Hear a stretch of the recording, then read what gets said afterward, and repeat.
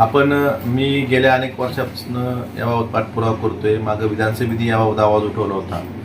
एका बाजूला state level bankers कमिटीची बैठक झाली तर मुख्यमंत्री स्पष्टपणे मीडियासमोर सांगतात की सिबिल बघितला जाणार नाही आणि त्याची प्रोसिडिंग जी येते त्यात प्रोसिडिंगमध्ये असं सांगितलं जातं की त्या SLPCच्या की बँकांनी आपल्या आपल्या पद्धतीनं धोरणानुसार निर्णय घ्यावेत. हा एक सिबिलची एक अडचण.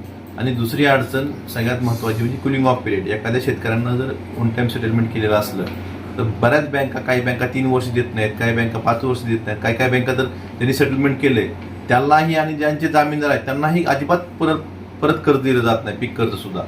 त्यामुळं नाईलाजानं शेतकऱ्यांना सावकाराच्या दारात जावं लागतं. सावकाराच्या दारात गेल्यामुळं सावकाराकडनं शेतकऱ्यांची पिळवणूक होते.